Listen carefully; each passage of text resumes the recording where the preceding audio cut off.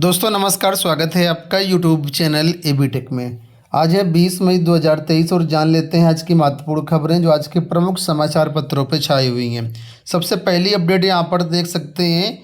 प्रदेश के सहायता प्राप्त महाविद्यालयों में असिस्टेंट प्रोफेसर भर्ती के मामले में एक बड़ी अपडेट है। लिखा है कि एक में पीजी तो 3 विषयों में भर्ती के लिए होंगे दावेदार। प्रदेश के सहायता प्राप्त महाविद्यालयों की असिस्टेंट प्रोफेसर भर्ती में विषयों के अंतर संबंध की स्थिति साफ होने के बाद आधुनिक कोर्स की पढ़ाई करने वाले अभ्यर्थी फायदे में हैं। कुछ खास कोर्स से परास्नातक करने वाले अभ्यर्थी 3 विषयों में भर्ती के दावेदार हो गए हैं। विशेष सचिव गिरिजेश कुमार त्यागी की ओर से 5 मई को विशेषज्ञों की रिपोर्ट पर विषयों के अंतर संबंध का अनुमोदन किया गया है। बायोटेक्नोलॉजी और बायोकेमिस्ट्री से एमएससी करने वाले असिस्टेंट प्रोफेसर जूलॉजी और बॉटनी और बायोकेमिस्ट्री पदों पर चयनित हो सकती हैं। Microbiology, applied biochemistry, molecular biology and genetics और एनवायरमेंटल साइंस से एमएससी करने वाले बॉटनी जूलॉजी के योग्य हैं।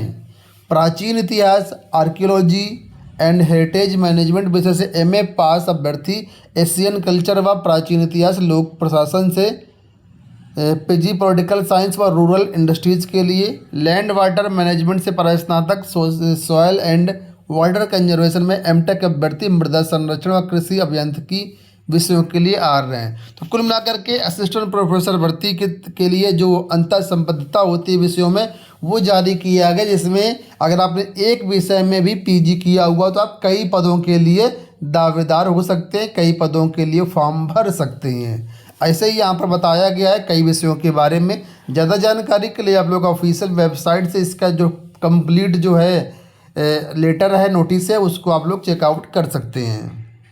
यहाँ पर देखो अपडेट है पेंशन को लेकर के। लिखा है सीएसए में 42 साल नौकरी की पेंशन बनी 1459 रुपये।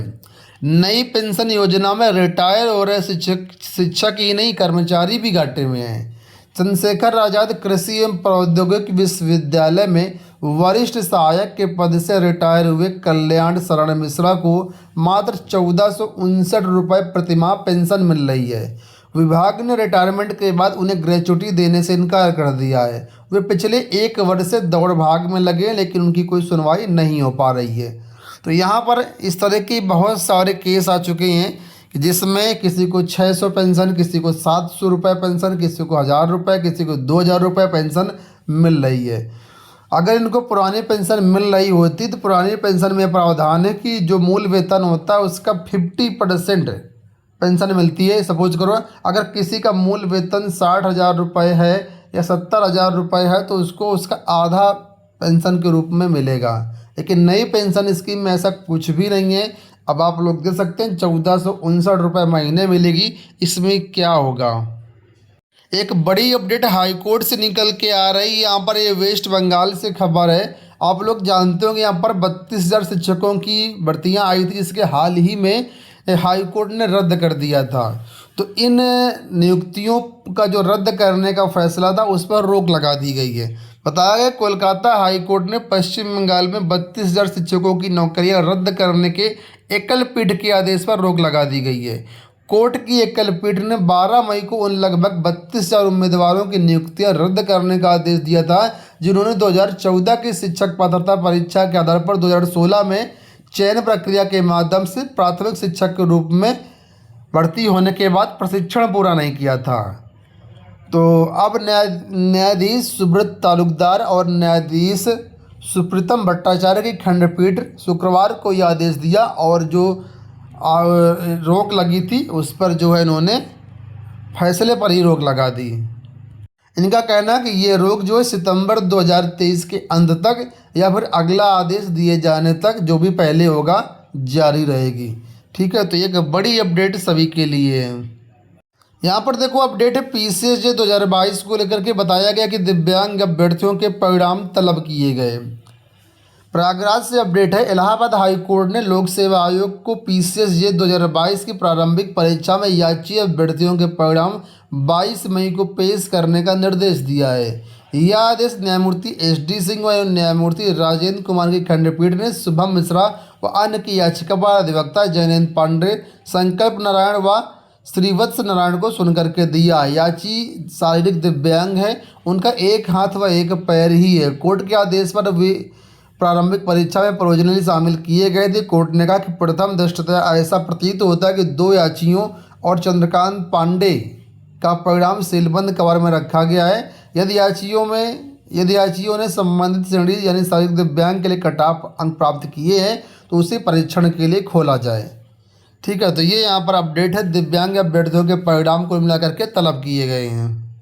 आप सभी के लिए नई भर्तियों को लेकर के यहाँ पर देखो बड़ी अपडेट है कि MTS 2023 के लिए आवेदन 14 जून से संभावित है और संशोधित कैलेंडर जारी कर दिया गया है। अगले 5 महीने में 7 भर्तियों के आवेदन लेगा SSC। 7 नई भर्तियों के विज्ञापन जारी किए जाएंगे।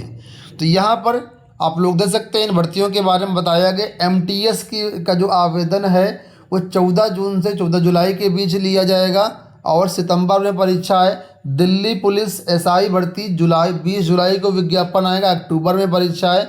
जूनियर इंजीनियर 2023 26 जुलाई को विज्ञापन आएगा, अक्टूबर में परीक्षा है। स्टेनोग्राफर ग्रेड CD 2 अगस्त से लेकर के 23 अगस्त तक फॉर्म भर पाएंगे, अक्टूबर नवंबर में परीक्षा होगी। जूनियर ट्रांसलेटर 22 अगस्त से 12 सितंबर के बीच फॉर्म भरे जाएंगे, अक्टूबर नवंबर में परीक्षा होगी। दिल्ली पुलिस कांस्टेबल 1 से लेकर के 30 सितंबर तक फॉर्म भरे जाएंगे, नवंबर दिसंबर में परीक्षा होगी। MTS इसके लिए 1 से 10 अक्टूबर तक जो है आवेदन लिए जाएंगे और दिसंबर 2023 से जनवरी में परीक्षा करवाई जाएगी।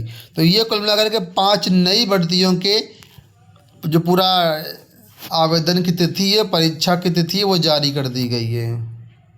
यूपी बोर्ड को लेकर के अगली अपडेट है कि यूपी बोर्ड का वार्षिक शैक्षिक कैलेंडर जारी कर दिया गया। फरवरी में बोर्ड परीक्षा करवाई जाएगी। 2023-24 के लिए वार्षिक कैलेंडर में कई नई गतिविधियों को भी जोड़ा गया है यहाँ पर। तो जो भी शिक्षक साथी हैं, विद्यार्थी हैं, वो अपना जो ये परीक्षा कैलेंडर है आप लोग चाहें तो UPMSP की वेबसाइट से डाउनलोड कर सकते हैं। इसमें सब कुछ दिया गया है कि कब किस महीने में कितना पढ़ाया जाना है। ठीक है, मासिक विभाजन भी किया गया है। इसके अलावा सिलेबस भी जारी किया गया, पूरी कार्य योजना जारी की गई, किस महीने में क्या क्या होगा, कब प्रैक्टिकल होंगे, कब सिलेबस ख़त्म होगा, कब बोर्ड परीक्षा होगी, कब मूल्यांकन होगा, कब रिजल्ट आएगा। इसकी पूरी कार्य योजना आप लोग यहाँ पर वेबसाइट के माध्यम से देख सकते हैं। अगली अपडेट है लोक सेवा आयोग से। बताया गया 27 ने अभ्यर्थन लिया वापस, जल्द आएगा परिणाम। राजकीय इंटर कॉलेजों में सहायक अध्यापक श्रेणी यानी LT ग्रेड 2018 से अभ्यर्थन वापसी की प्रक्रिया 15 मई को पूरी हो गई है।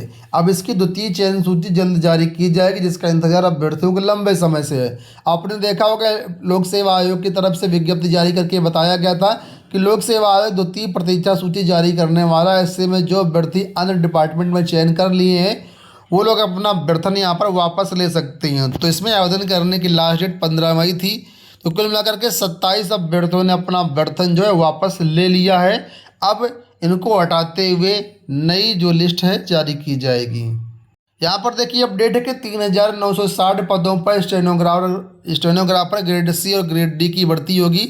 SSC ने जो विवरण जारी किया उसके अंतर्गत खबर निकल के आ रही है। नए पद लगभग 4000 के आसपास हैं। ठीक है, और अंत में SSC CHSL परीक्षा 2022 को लेकर के अपडेट है। Tier 1 का रिजल्ट जारी कर दिया गया है। 40,000 अभ्यर्थी इसमें सफल घोषित किए गए हैं। कट ऑफ काफ़ी ज़्यादा गई है। डिटेल्ड वीडियो मैंने ऑलरेडी कल बनाया हुआ है। तो दोस्तों ये हो गई आज की सारी सूचनाएं। उम्मीद करता हूँ वीडियो पसंद आया होगा। इसी तरह के अपडेट पाने के लिए चैनल को सब्सक्राइब कर लीजिए। वीडियो को लाइक ना किया हो तो लाइक भी कर दीजिएगा। धन्यवाद।